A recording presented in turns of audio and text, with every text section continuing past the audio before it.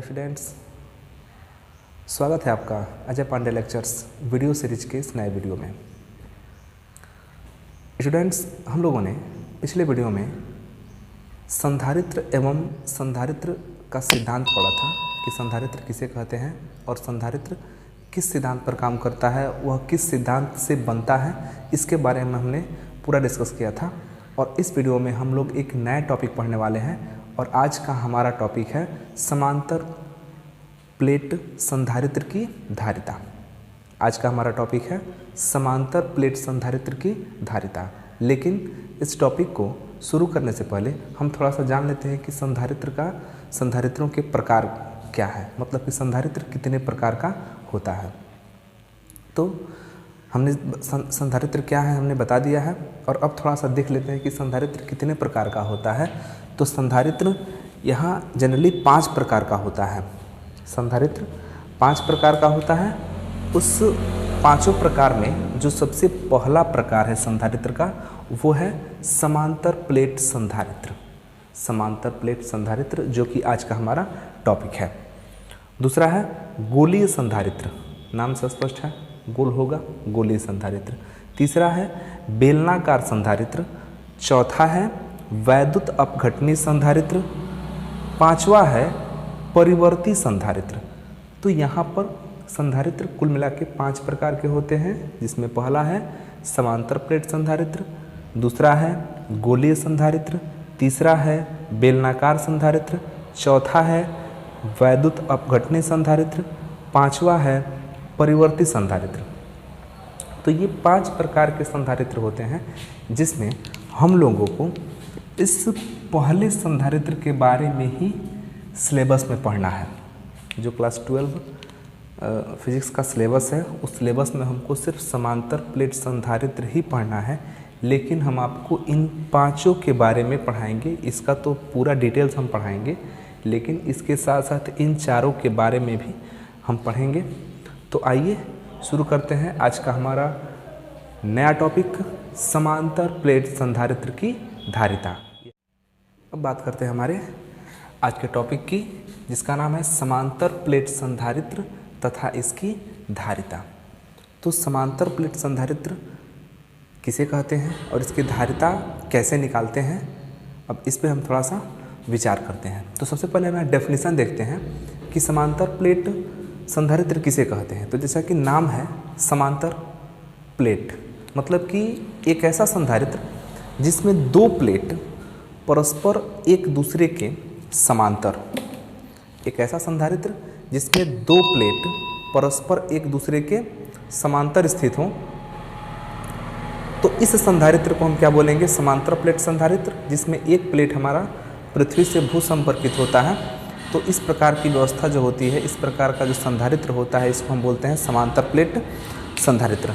यहाँ पर डेफिनेशन देख लेते हैं कि समांतर प्लेट संधारित्र धातु की 2 लंबी समतल प्लेटों का संयोजन होता है।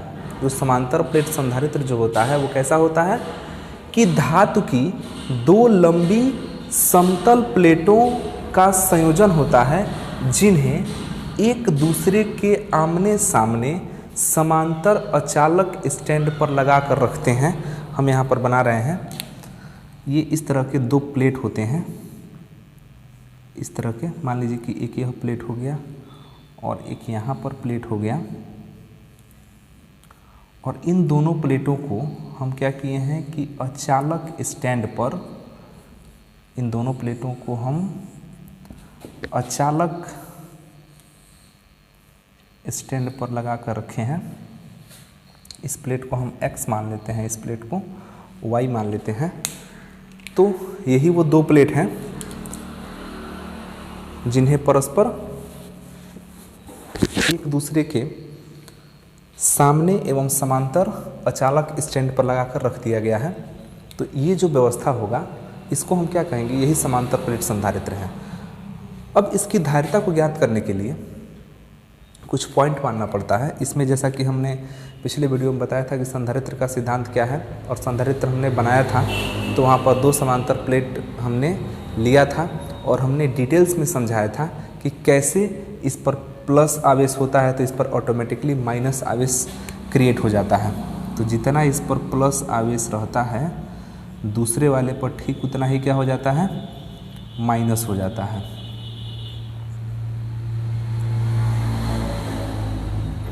और जो प्लस होता है वो यहाँ से पृथ्वी में चला जाता है, भू संपर्कित कर दिया जाता है। इसके बारे में हमने पूरा डिटेल्स इसके पिछले वाले वीडियो में दिया है, लिंक हमने डिस्क्रिप्शन में दे दिया है, आप वहाँ से जाकर पिछला वीडियो ज़रूर देखिए, तभी ये चीज़ समझ में आएगा।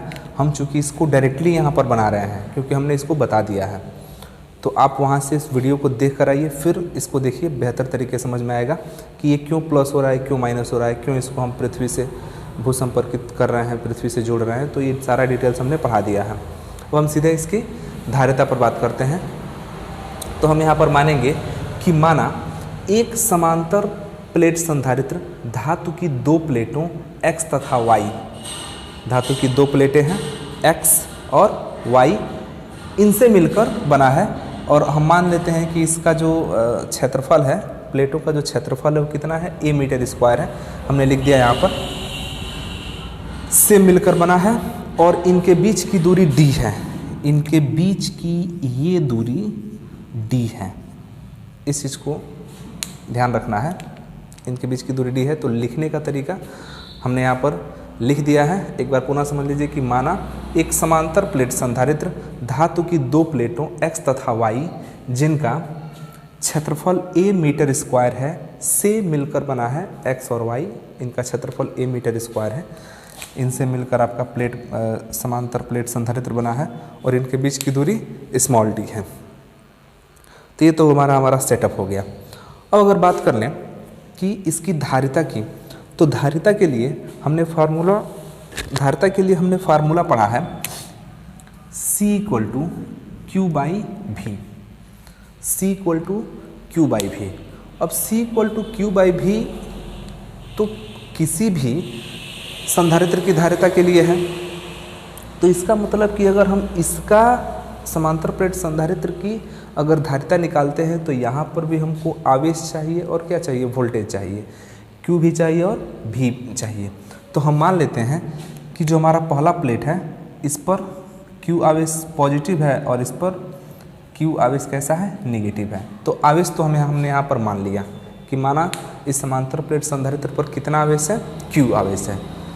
अब जब Q आवेश हमने मान लिया तो अब हमको चाहिए क्या, वोल्टेज भी चाहिए।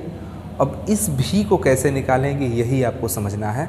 अगर हम V यहाँ पर सफलतापूर्वक निकाल लेंगे तो बस C = Q/V कर देंगे। Q हमको पता ही है और V का बस मान लिया कर रख देना है। मान लिया कर रखेंगे, हमारा समांतर प्लेट संधारित्र की धारिता आराम से निकल जाएगा। तो इस फार्मूले के हिसाब से ही हम यहाँ पर चलने वाले हैं। कुल मिलाकर हम यहाँ फाइंड करेंगे V। तो अब जैसा कि इसका हमने क्षेत्रफल मान लिया है A, दोनों प्लेट का क्षेत्रफल हमने A मान लिया है। इस पर प्लस आवेश में Q है, यहाँ पर प्लस आवेश में, यहाँ पर आवेश में माइनस Q है, यहाँ पर धन आवेश है, यहाँ पर ऋण आवेश है। ये स्वतः जितना इस पर धन होता है उतना इस पर ऋण क्रिएट हो जाता है, जितना पॉजिटिव होता है उतना इस पर नेगेटिव क्रिएट हो जाता है। ये ऑटोमेटिकली होता है। हम एक बार पुनः बता दें कि आप हमारा पिछला वीडियो ज़रूर देखें, क्योंकि वहाँ देखेंगे तो ये बेहतर तरीके से समझ में आएगी कि ऐसा क्यों हो रहा है। अब यहाँ पर चूँकि क्षेत्रफल A है और A क्षेत्रफल पर आवेश कितना है, Q, मतलब कि टोटल जो क्षेत्रफल है वो A है और उस A क्षेत्रफल पर संपूर्ण आवेश कितना है, तो Q है। इसका मतलब कि एकांक क्षेत्रफल पर भी कुछ आवेश होगा। तो एकांक क्षेत्रफल पर जो आवेश होता है उस आवेश को हम बोलते हैं आवेश का पृष्ठ घनत्व। उस आवेश को क्या बोलते हैं, आवेश का पृष्ठ घनत्व। तो हम मान लेते हैं कि जो पॉजिटिव चार्ज है, पॉजिटिव चार्ज वाला जो प्लेट है, इसका आवेश का पृष्ठ घनत्व सिग्मा पॉजिटिव में है और इसका माइनस सिग्मा नेगेटिव में है। तो यहाँ पर सिर्फ प्लस माइनस का अंतर है, वैसे पृष्ठ आवेश घनत्व दोनों का क्या होगा, बराबर होगा। तो हम यहाँ मान लेते हैं कि समांतर प्लेट संधारित्रों का जो पृष्ठ आवेश घनत्व है वो सिग्मा है। यहाँ पर लिख सकते हैं कि माना समांतर प्लेट संधारित्र का पृष्ठ आवेश घनत्व सिग्मा तथा संपूर्ण आवेश Q है। इट इम्प्लाइज दैट अगर संपूर्ण आवेश Q है तो हम यहाँ पर अगर पृष्ठ घनत्व सिग्मा को ही निकालेंगे तो ये फार्मूला बन जाएगा Q/A, इक्वेशन नंबर 1, क्योंकि यही पृष्ठ घनत्व होता है। पृष्ठ घनत्व का मतलब हुआ कि एकांक क्षेत्रफल पर जो आवेश होता है उस आवेश को हम क्या बोलते हैं, पृष्ठ घनत्व बोलते हैं। तो यहाँ पर एकांक क्षेत्रफल का निकालना होगा। जब भी आप एकांक क्षेत्रफल का निकालेंगे तो संपूर्ण आवेश में क्या करेंगे, भाग कर देंगे क्षेत्रफल से, तो एकांक क्षेत्रफल का निकल जाएगा। तो ये हमारा निकल गया sigma equal to Q/A, equation number 1। और यहाँ पर आपको एक सूत्र और याद रखना है कि चूँकि यहाँ पर देखिए, यहाँ पर प्लस आवेश है, यहाँ पर माइनस आवेश है, और हम लोग जानते हैं कि जहाँ पर भी आवेश होता है वहाँ पर वैद्युत क्षेत्र एकदम होना ही होना है, वैद्युत क्षेत्र वहाँ होता है।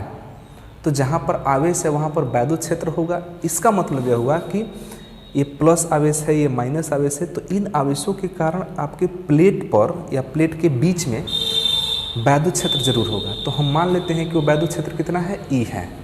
तो यदि प्लेटों के बीच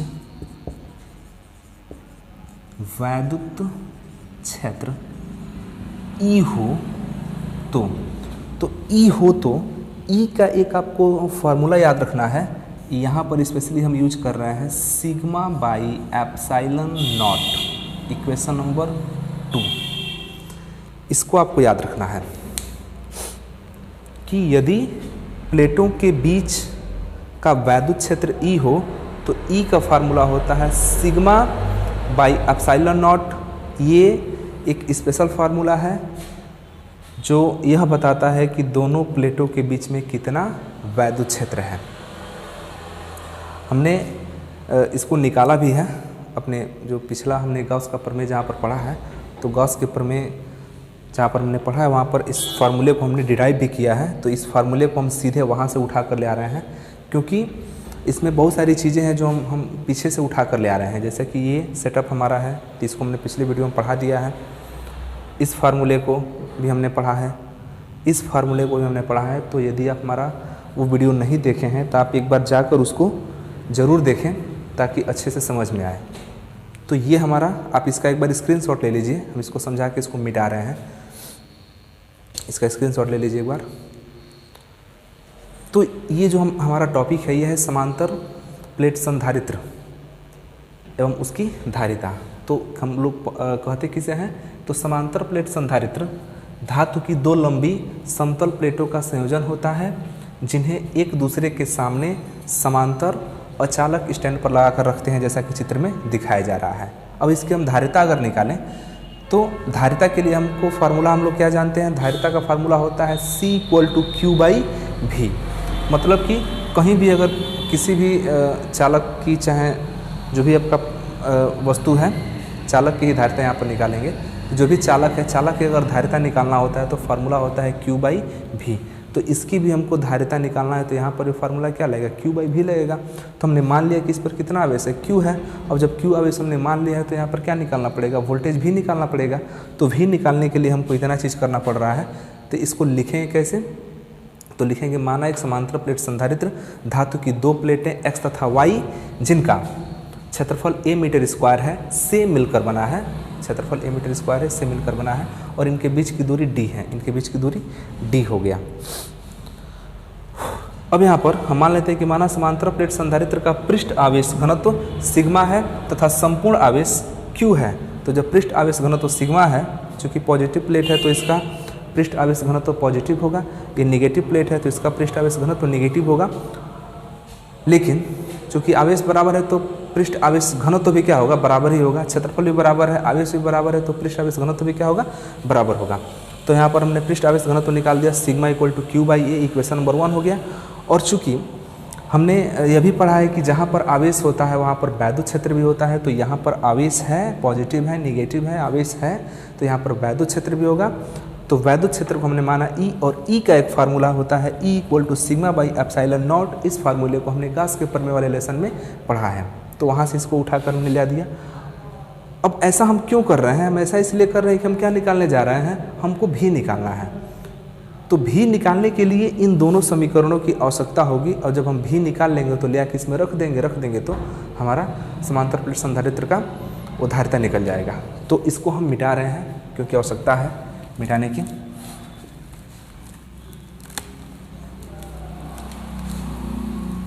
चलिए इतना में हो जाएगा। अब यहाँ पर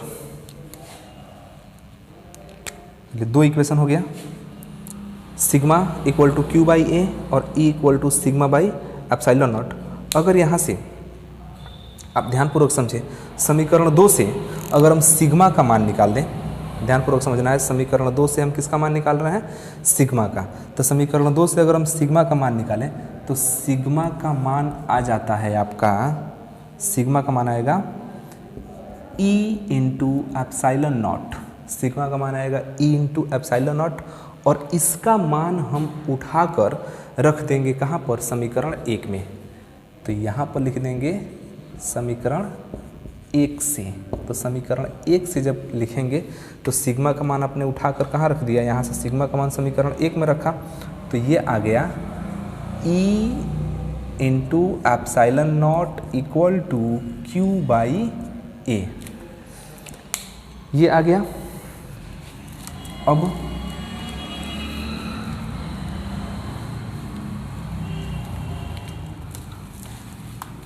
वैसे हम लोगों को निकालना क्या है? तो हम लोगों को हमारा टारगेट है भी निकालना। तो भी निकालने के लिए हम पहले क्या निकालेंगे? E निकालेंगे, वैद्युत क्षेत्र निकालेंगे।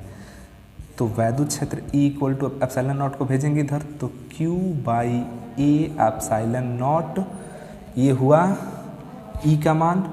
इसको आप इक्वेशन नंबर 3 बना लेंगे। E का मान आ गया Q/A एप्सिलॉन नॉट।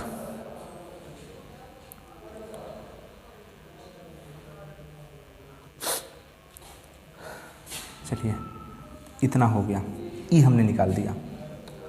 एक बार हम पुनः बता दें कि हमारा टारगेट क्या है? हमारा टारगेट है भी निकालना। तो E हमने निकाल दिया। चूँकि भी को निकालने में E की आवश्यकता पड़ेगी, इसलिए हमने पहले क्या निकाला? E निकाला। अब मान लेते हैं, माना x तथा y, इसको ध्यान से समझिएगा, माना x तथा y प्लेट के बीच विभवांतर भी है। अब इसके बीच में विभवांतर कैसे आ गया? विभवांतर इस प्रकार आता है कि चूंकि हम जानते हैं कि किसी भी चालक के पास अगर आवेश है तो उसका एक अपना विभव हो जाता है। किसी भी चालक के पास अगर आवेश है तो उसका एक अपना विभव है। तो इस चालक के यहाँ भी आवेश है, यहाँ भी आवेश है, मतलब कि यहाँ भी कुछ विभव होगा, कुछ यहाँ भी विभव होगा। तो दोनों के पास जब विभव है तो विभव का अंतर हम निकाल रहे हैं, वही हमारा क्या कहलाता है? विभवांतर कहलाता है। तो हम मान लेते हैं कि हमारा विभवांतर कितना है? भी है। तो अब भी का जो फॉर्मूला होता है, भी = होता है E × D।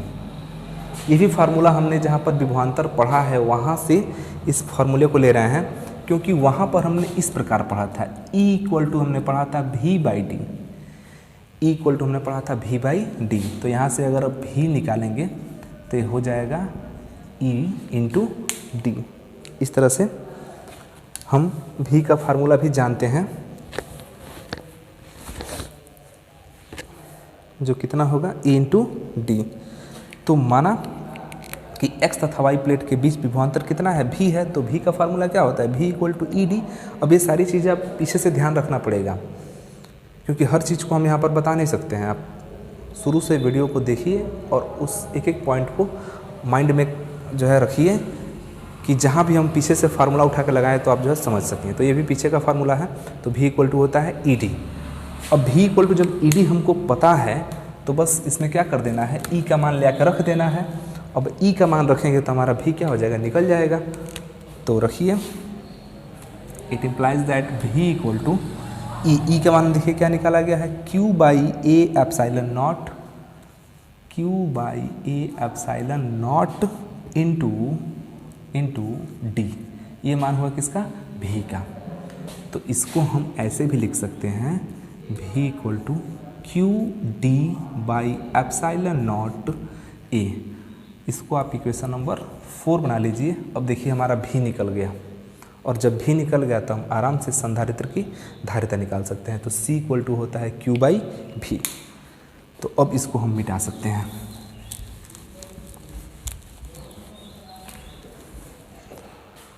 अब यहाँ पर लिखेंगे, अतः यदि समांतर प्लेट संधारित्र की धारिता C हो तो C इक्वल टू होता है Q बाई भी, और हमने भी का मान निकाल दिया है। तो Q बाई भी का मान निकला है Q D by epsilon not ए, और आप जानते हैं कि जो तीसरा वाला बटा होता है वो चला जाता है ऊपर। तो C equal to Q D तो है ही, एप्साइलन नॉट ए चला जाएगा ऊपर, और नीचे बचेगा, ऊपर तो आपका Q है और ये थर्ड वाला यहाँ पर चला जाएगा एप्साइलन नॉट ए, यहाँ पर बचेगा Q इंटू डी, Q से Q कट गया, C का मान आ गया epsilon not A by D. ये हुआ समांतर प्लेट संधारित्र में उसकी धारिता।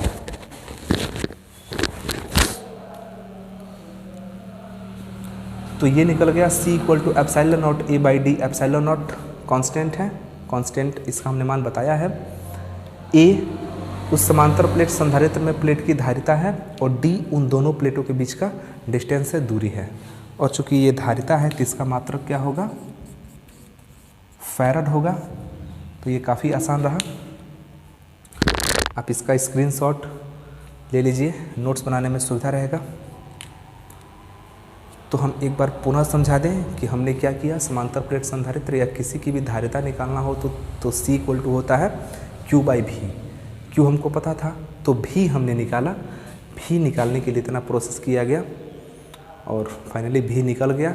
और भी निकल गया तो हमने Q बाई भी सीधे सीधे मान रख दिया, थर्ड बड़ा चला गया ऊपर, Q से Q कटा, जो बच गया वो आपका हुआ समांतर प्लेट संधारित्र की धारिता। अब यहाँ पर एक नया चीज़ बनता है कि यदि दोनों प्लेट के बीच में, या ऐसे कहें कि इसके बीच में जो माध्यम है इसका परावैद्युतांक K है। जनरली हम लोग जो लेते हैं समांतर प्लेट संधारित्र, इसमें तो एयर होता है, और एयर के लिए K का मान कितना होता है, 1 होता है। निर्वात के लिए और एयर के लिए K का मान 1 होता है। लेकिन इसके अलावा अगर कोई यहाँ पर कोई माध्यम है, दोनों समांतर प्लेट संधारित्र के बीच में अगर कोई माध्यम है और उसका परावैद्युतांक K है, तो उस कंडीशन में जो C होता है वो epsilon not A by D, और यहाँ से K का इसमें केवल मल्टीप्लाई हो जाता है। तो इसके बीच में अगर कोई माध्यम है तो उसका आराम से आप उस समांतर प्लेट संधारित्र की धारिता को निकाल सकते हैं। तो ये हुआ हमारा समांतर प्लेट संधारित्र की धारिता। इसका स्क्रीनशॉट ले लीजिए। और ये टॉपिक कैसा लगा आपने कमेंट बॉक्स में ज़रूर लिखिए, और वीडियो अच्छा लगे तो लाइक कीजिए, अपने दोस्तों के पास शेयर कीजिए, और यदि आप हमारे चैनल पर नए हैं तो चैनल को सब्सक्राइब कीजिए। हम ऐसे ही रोज़ाना फिजिक्स और केमिस्ट्री के वीडियो को अपलोड करते रहते हैं। फिर मिलते हैं अगले वीडियो में एक नए टॉपिक के साथ। तब तक के लिए धन्यवाद।